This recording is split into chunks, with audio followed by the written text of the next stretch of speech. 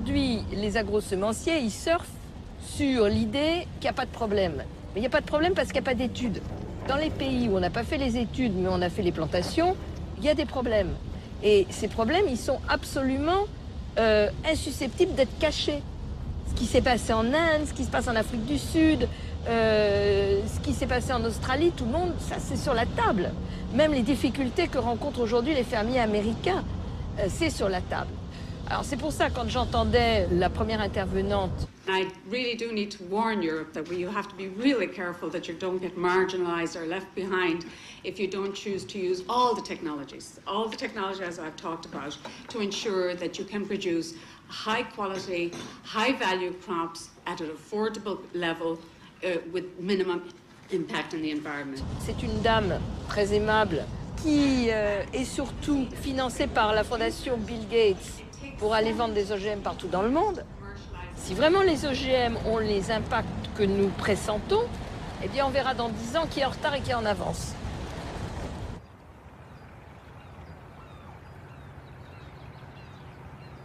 Un OGM est un brevet. On achète une fois le droit de planter, d'utiliser ce brevet.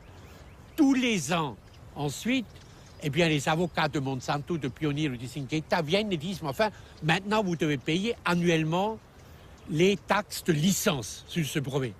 Je dis encore une fois, parce que je n'ai pas envie d'avoir un procès, qu'avec le système juridique que nous avons aujourd'hui sur cette terre, cette façon de faire est légale, mais elle réduit en esclavage financier des paysans par millions. En préparation de ce rapport, j'ai consulté les études publiées au cours des 5 dernières années sur les impacts des différents modèles d'agriculture. Et j'ai été frappé de voir que de très nombreuses expériences recourant à l'agroécologie avaient donné des résultats remarquables, y compris à large échelle. Investir dans des biens publics en agriculture signifie aussi investir dans le transfert de connaissances, notamment en favorisant la transmission horizontale des savoirs, comme dans le mouvement Campesino a Campesino en Amérique centrale et à Cuba, ou par le développement des fermes écoles comme au Sénégal. J'invite donc tous les États qui sont attachés à la réalisation du droit à l'alimentation à explorer comment mieux tirer bénéfice du potentiel considérable de l'agroécologie pour faire reculer la faim et la pauvreté, en particulier là où ces impacts peuvent être les plus importants, dans les zones défavorisées et au bénéfice des agriculteurs les plus pauvres.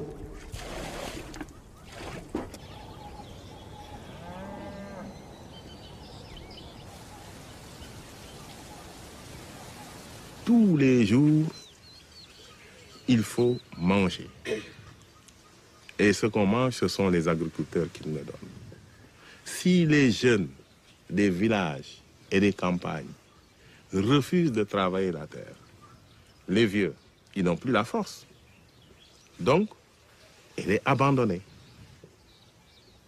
La terre qui nous nourrit est délaissée. Ici, il n'y a pas d'arbres. Il n'y a pas d'arbres, tu vois rien. Ici, c'était un terrain de football. En 4 ans, on l'a transformé comme ça. Donc, c'est possible de transformer ce milieu. Quand les gens entrent dans le jardin, ils disent « Ah, c'est possible à Sambadia d'avoir un jardin comme ça avec des cocotiers ?»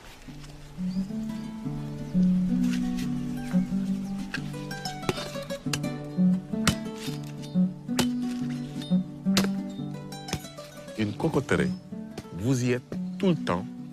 Vous faites du maraîchage sous les cocotiers parce que vous avez créé un microclimat. Donc, c'est un arbre roi.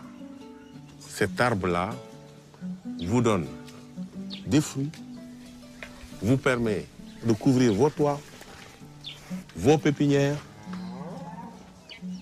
avec toutes les possibilités qu'il y a avec les noix de coco, l'eau de coco, le coco râpé, les gâteaux de coco. Et c'est un arbre qui ne salit pas. C'est toujours propre. C'est toujours beau à voir.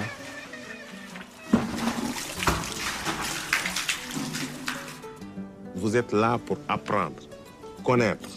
Il faut chercher la connaissance. Vous devez constituer un capital végétal pour demain, un capital animal pour demain. Pensez à ça. C'est compris? Pourquoi on mélange les deux cultures? Salade à oignon, C'est des systèmes de protection. Tu vois, quand il y a les salades ici, les oignons à côté des salades, ça protège les salades contre les nématodes. Hein? Tu vois, les tuiles sont bien encadrées par une barrière d'oignons parce que c'est répulsif. Mais tu n'associes pas n'importe quoi, n'importe comment. Il faut connaître les besoins de la plante parce qu'il y a des associations qui ne sont pas favorables. Donc aujourd'hui, nous allons voir le Nîmes, qui est l'Azadirachta indica, qui est originaire de l'Asie du Sud. Quand on utilise le Nîmes, on n'aura pas utilisé ce qu'on appelle les produits de synthèse, tels que les diméthoates, les cystoates, donc les produits chimiques. Cette plante répond à notre agriculture, qui est l'agriculture écologique. Est-ce que le Nîmes est nocif? Est-ce qu'il est dangereux pour votre santé? On peut boire du Nîmes, on prépare du savon de Nîmes, on se lave avec. On utilise l'huile de Nîmes pour garder les semences.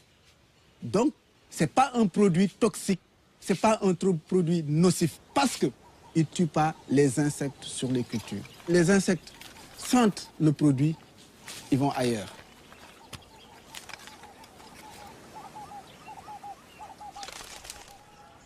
Bella, il ne faut pas presser la fraise, mais dès que tu prends le fruit, tu fais un petit tour.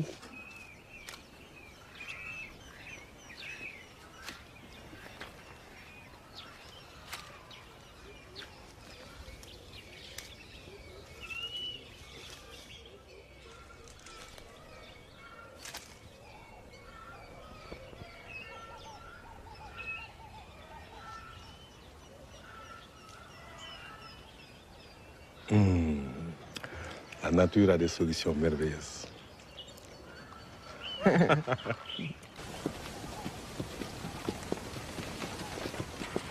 Je vous ai distribué au départ des graines marquées graines biologiques. Ces semences-là, il faut les suivre de très près parce que nous allons collectionner nous-mêmes nos propres graines que nous allons conserver pour pouvoir les démultiplier entre nous, pour ne pas être envahis par les OGM. Vous avez entendu parler des OGM, organismes génétiquement modifiés. C'est-à-dire que si, comprenez bien ce que si vous vous laissez envahir par les OGM, vous ne serez plus des agriculteurs écologiques. C'est-à-dire que vous perdez la vie. Vous comprenez? Si vous vous laissez envahir par ces graines-là, qu'on appelle OGM, qui sont fabriqués par les multinationales pour venir envahir les pays sous-développés. C'est fini, vous avez la corde au cou pour de bon. La chaîne au cou et les fers aux pieds, des milliers d'Africains partaient pour les colonies d'Amérique, depuis la maison des esclaves, dans l'île de Gorée, au Sénégal. «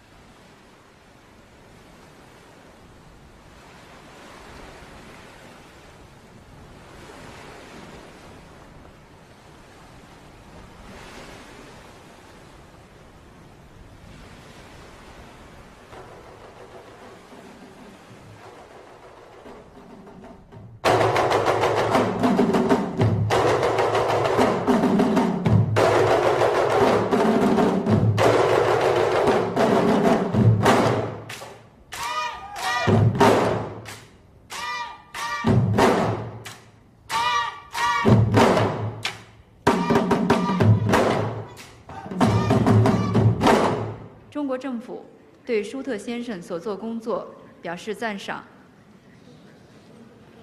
主席先生，中国政府高度重视促进和保护粮食权。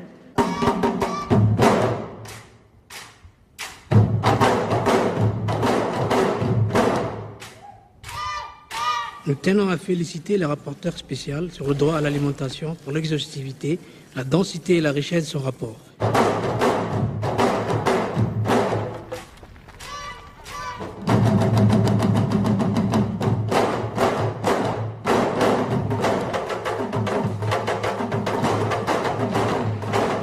La crise alimentaire mondiale de 2007-2008, qui s'est manifestée par des émeutes de la faim dans certains pays pauvres, a contraint les États à s'intéresser de nouveau à l'agriculture.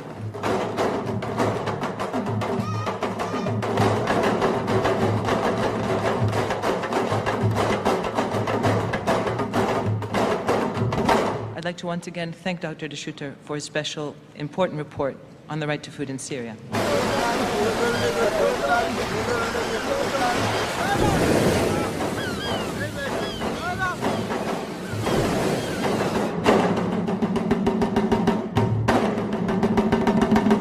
We thank the Special Rapporteur for submitting a comprehensive report which explores the contributing role of agroecology in realizing the human right to adequate food.